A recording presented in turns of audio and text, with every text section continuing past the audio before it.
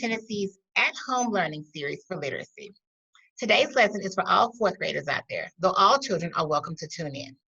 This lesson is the fourth in our series. My name is Valencia Smith, and I'm a fourth grade teacher at Vena Stewart Elementary in Gallatin, Tennessee. I'm so excited to be your teacher for this lesson. Welcome to my virtual classroom. If you didn't see our previous lessons, you can find them at www.tn.gov/education. You can still tune in to today's lesson if you haven't seen any of our others. But it might be more fun if you first go back and watch our other lessons, since we'll be talking about things we've learned previously. Today, we will be continuing to read the poem, The Echoing Green, written by William Blake, and we'll use this poem for this lesson and one more. Before we get started, to participate fully in today's lesson, you will need 2 pieces of paper, a pencil, and something to write on. The student packet for ELA Grade 4, Lesson 14 can be found at www.tn.gov/education. If you join me for lessons 1 through 3 in this series, you know we have been studying a poem called The Echoing Green. Are you ready for a pop quiz? Just kidding. But let's see what you can remember. What time period was the poem written? Yes, it was written post or after the Revolutionary War. Bonus point if you can remember the exact date the poem was written. Give yourself a pat on the back if you said 1789. Now, who is the author of the poem? I bet you remember that his name is William Blake because we've said it many times. Bonus question, where was he from and why is it significant? Stand up and have yourself a dance party if you said England and you knew that it was significant because England was the country that the American colonists were fighting against in the Revolutionary War. Now, as I told you in each lesson, if you enjoyed this poem, you can find more of William Blake's poems on the internet or in your local library. One of my favorite poems by Blake is Little Lamb Who Made Three. This is the fourth of 5 lessons focused on William Blake's poem. By focusing on the poem for several lessons, we have had time to think deeply about the poem and complete several closed reads. This means that we are able to read it many times for different purposes. In the first lesson, we considered the characters and setting of the poem. What do you remember about the characters and setting? We realized the sun was rising and setting, the children were playing, and old folks were watching the events on the Echoing Green.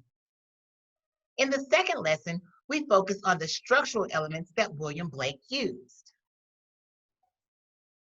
I want us to review again. A stanza, how poems are divided.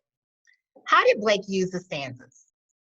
He used the stanzas to show how time is moving from morning to evening. Next, we have repetition, repeating of words and phrases. Do you remember how Blake used the repetition of birds? Good. He repeated birds in the first and last stanza. In the first stanza, he gave details about the noise they made, and in the last, he compared the children to the birds. Next is rhythm, a regular repeated pattern of sounds. How did the rhythm change in the poem? Good. The first 2 stanzas had less syllables, which caused us to read it faster than the last stanza, which had more syllables. Next, we have similes, figures of speech in which things different in kind or quality are compared by the use of the words like or as. What simile did Blake use? He used like birds in their nests. What did that tell you about where the children were? They were at home. Imagery is words an author used to help the reader imagine with their senses. What senses did the imagery of birds being cheerful and merry help you understand? It helps us to understand how the birds sounded or the sense of hearing. we finish the lesson, I asked you to finish the paragraph explaining how Blake used imagery. I hope you finished your paragraph. To help you remember what we discussed about the structural elements, here is how I finished my paragraph. Think about how my paragraph is similar or different to what you wrote. In the poem, The Echoing Green, William Blake used imagery of birds and children to describe what was happening on the echoing green. In stanza 1, Blake used imagery to help the reader hear the sound of the birds. Blake chose words like merry and cheerful to describe the bells. The birds are singing with the bells and louder than the bells, so the reader can infer the birds are also merry and cheerful. Blake also used imagery in the last stanza when describing the children. He chose words and phrases like weary and no more can be merry.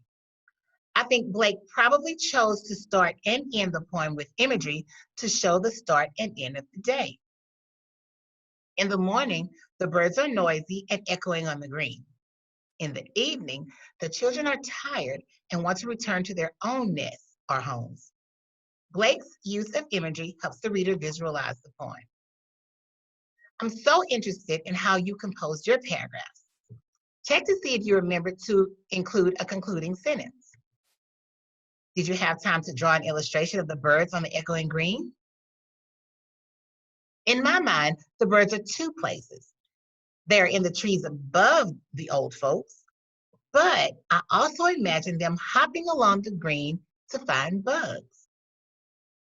Are you surprised that we have been able to talk so much about one short poem? Poetry can be lots of fun to discuss because it really makes you think.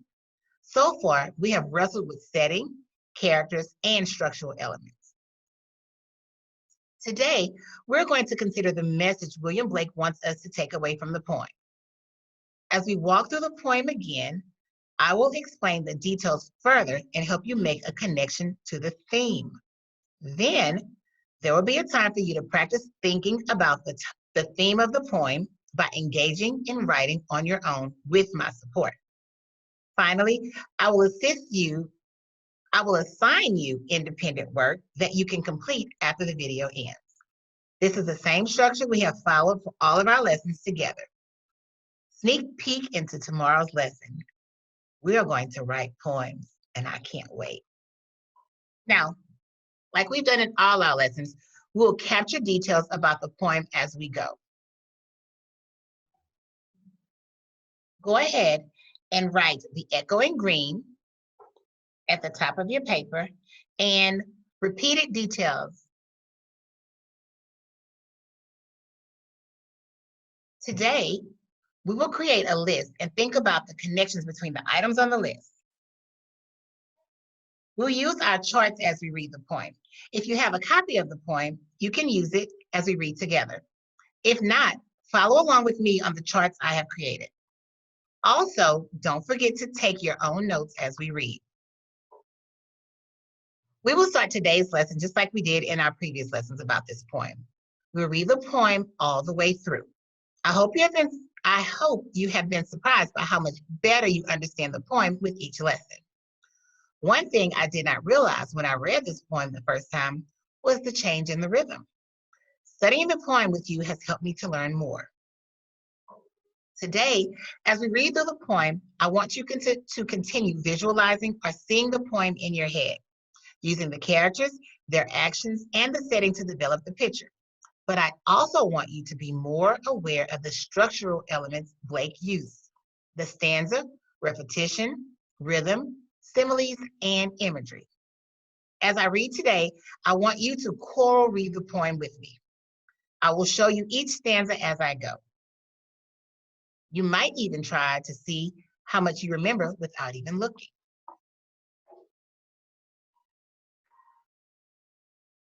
The Echoing Green by William Blake.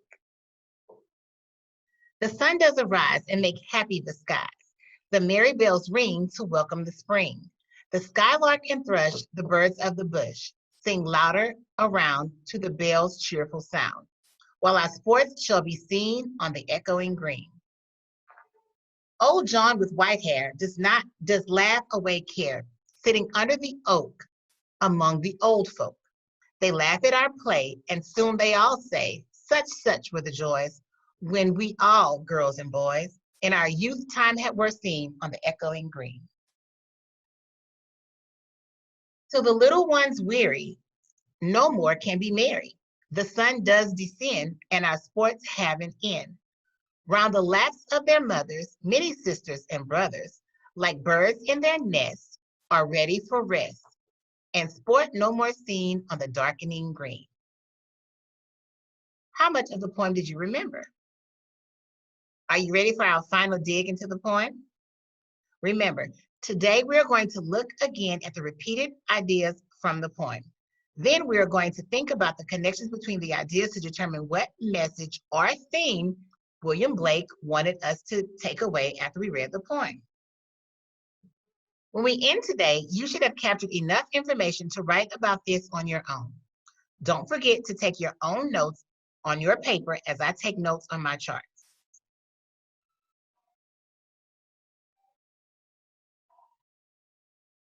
Let's look again in our different charts.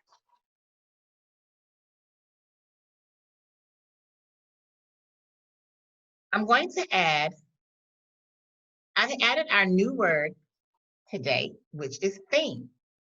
The author's message, what the author wants us to get from our story. To get us going, let's look over our poem again, looking for repeated ideas. I'm going to circle them in purple as we find them.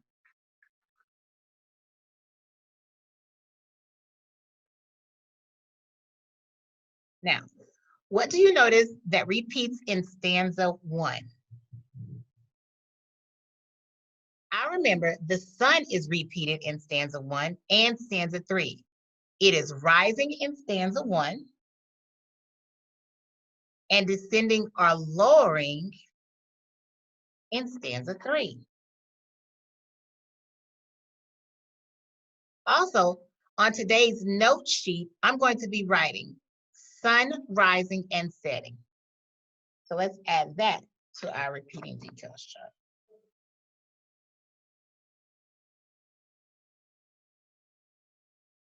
Sun rising and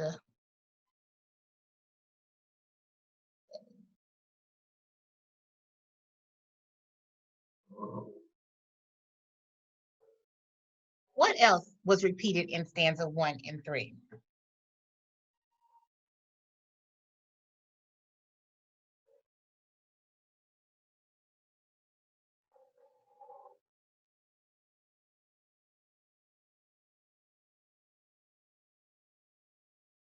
Now remember we talked about the birds and how they were singing in stanza 1.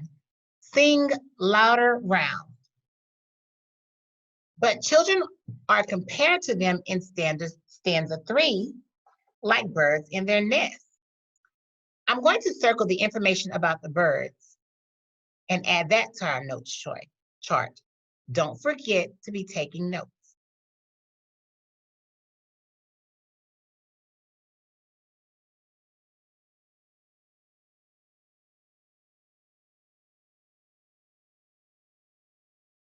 Circle those. And then in our chart, we're going to write birds active and singing at the beginning. We're writing birds active and singing at beginning.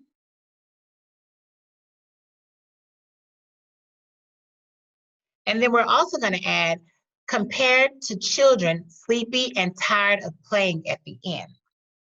So compared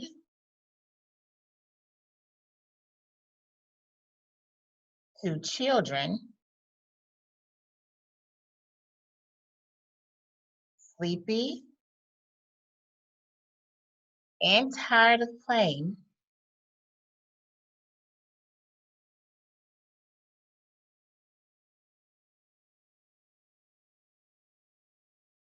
at the end. A lot of writing.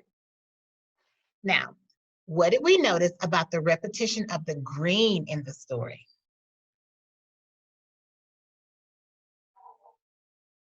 I see it here at the end of stanza 2 and at the end of stanza 1. So let's circle that. Green and green. And then again, at the end of stanza 3 is green. So let's circle that one as well.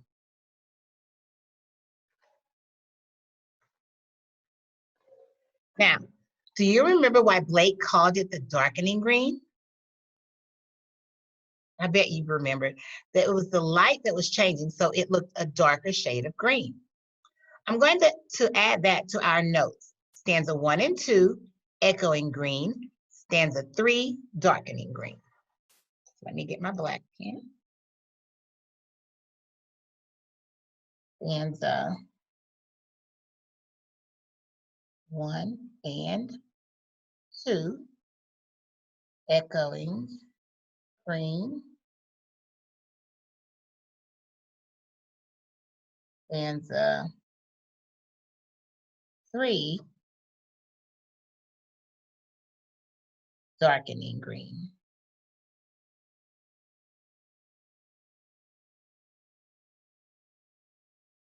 Now let's think about these lines.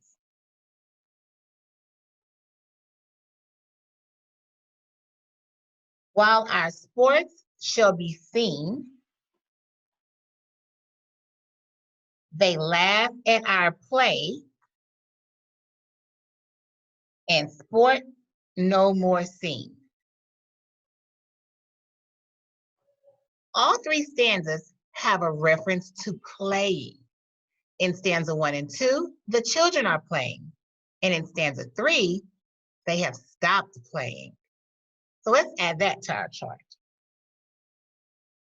Let's circle it first, then we'll add it.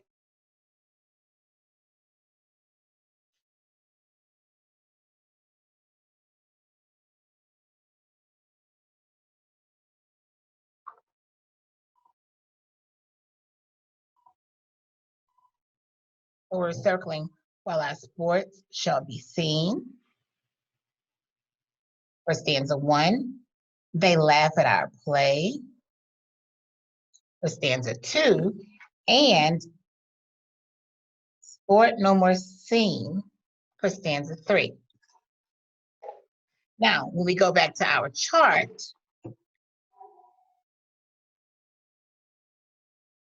we're going to add stanza 1 and 2, children playing.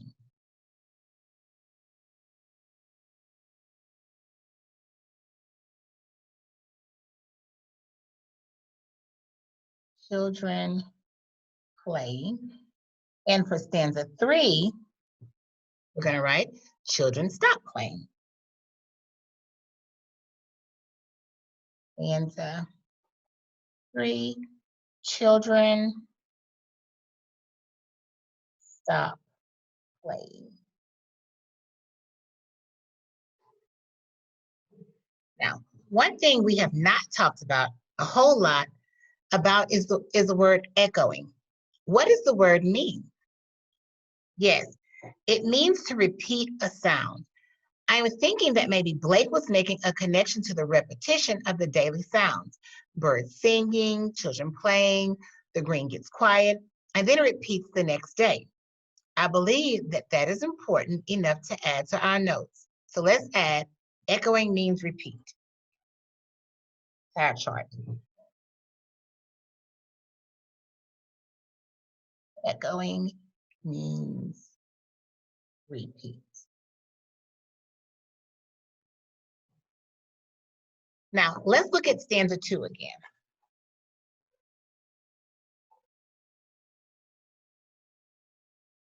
We have talked about the meaning of this stanza in the first lesson. How is there repetition in this stanza? I can see that the old folks are watching the children play on the green like they did when they were young.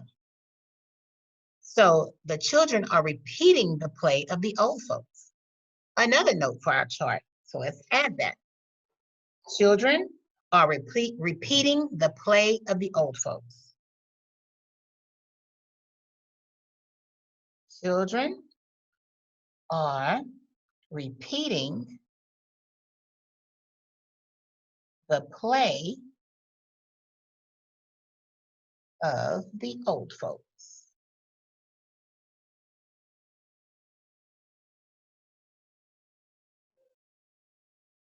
William Blake used many repeated ideas in The Echoing Green. Our job now is to consider the connection between these repeated details to uncover Blake's theme or message for us. This is interesting. This is the interesting thing about poetry. You really have to read and reread to uncover the message or theme. It's like being a poetry detective. So let's look at our chart. I'm going to read our notes aloud. Read along with your notes. Sun rising and setting. Birds active and singing, the beginning, compared to children sleepy and tired at the end. Stanza 1 and 2, echoing green. Stanza 3, darkening green. Stanza 1 and 2, children playing. Stanza 3, children stop playing. Echoing means repeat, and children are repeating the play of the old folks. Let's now look at the ideas to uncover connections. Remember, you are a poetry detective. Do you notice anything?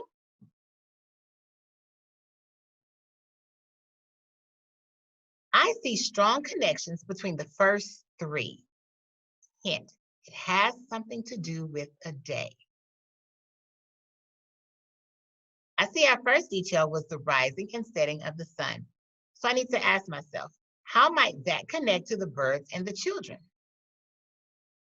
I see both as connecting a passage of time during the day.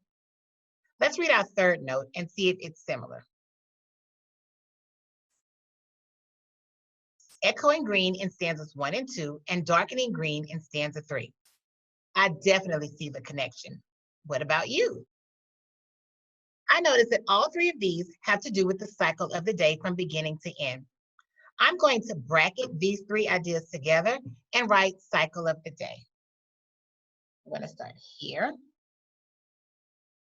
on both sides, and we're going to write cycle of the day.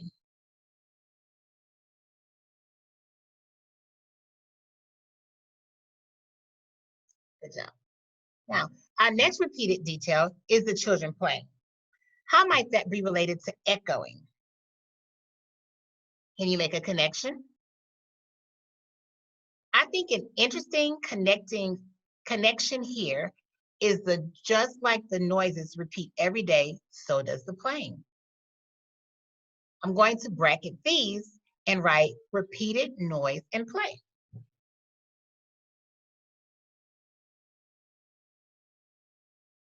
Repeated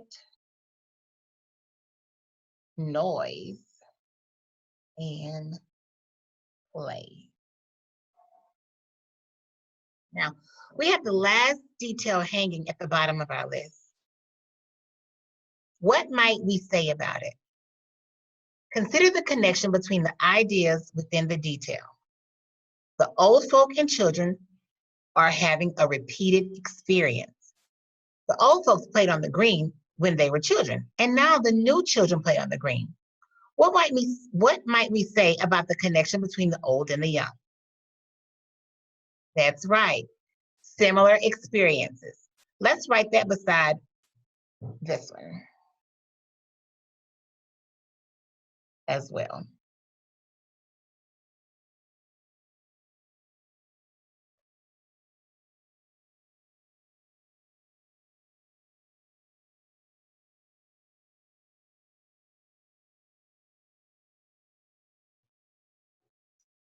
Good job.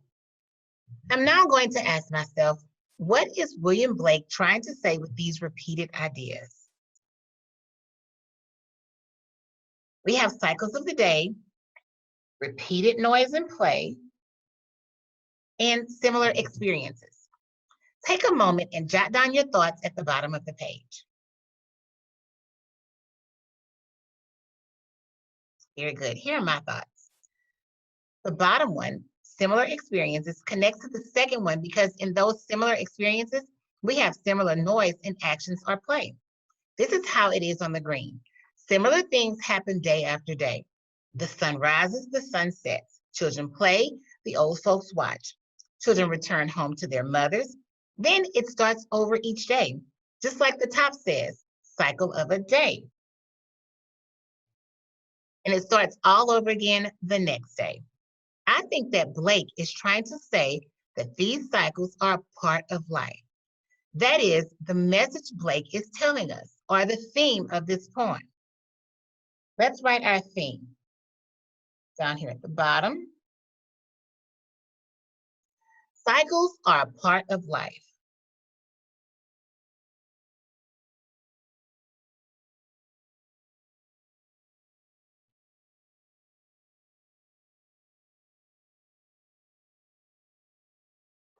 Good job.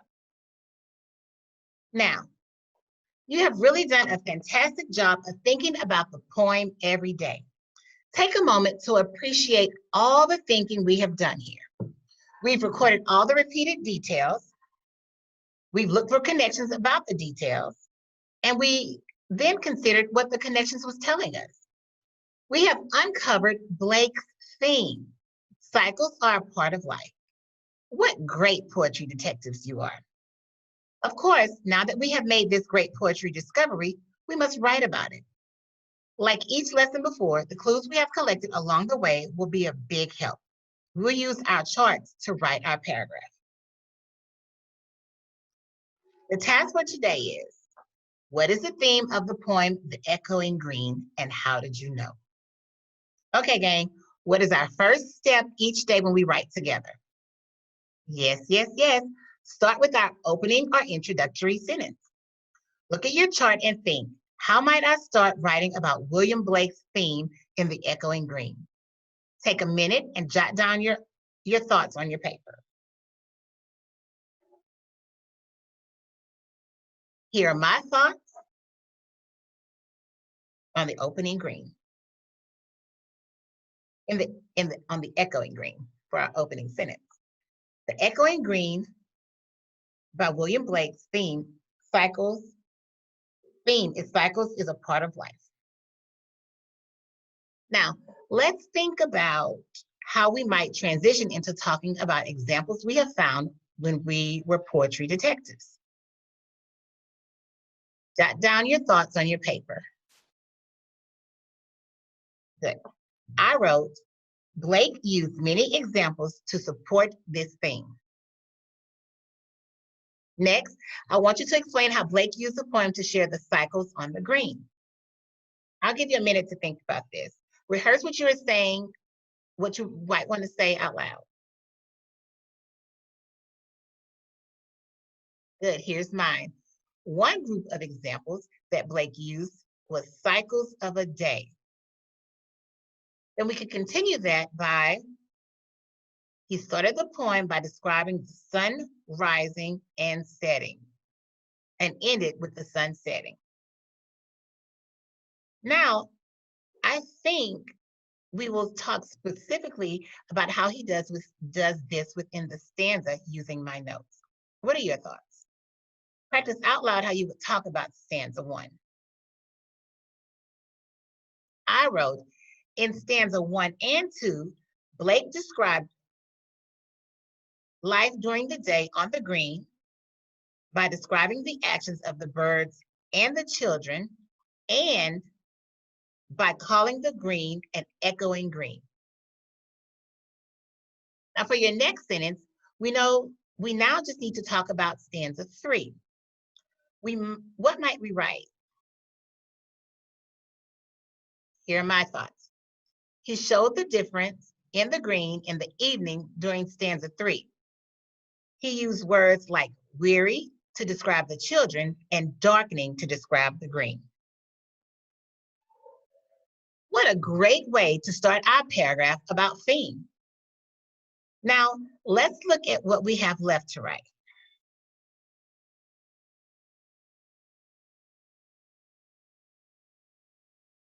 You need to write about these repeated noises and similar experiences.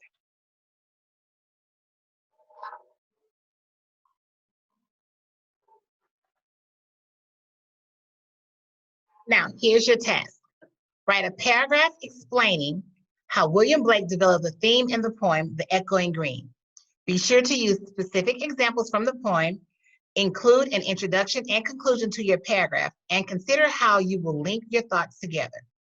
For your creative assignment today, illustrate the theme, Cycles Are a Part of Life.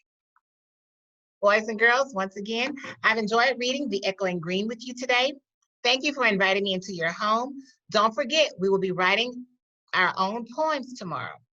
I look forward to seeing you in our next lesson in Tennessee's At Home Learning Series. Bye-bye.